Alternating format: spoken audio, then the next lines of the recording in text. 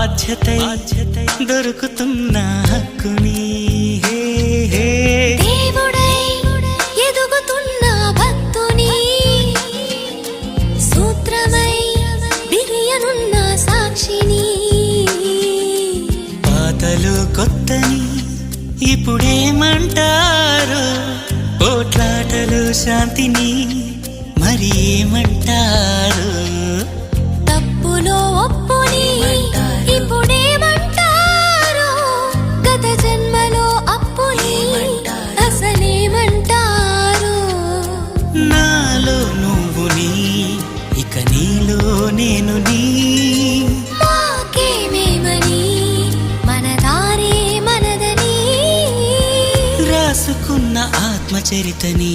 అదా ఇదా ఇదే అదా మరి ఏమంటారో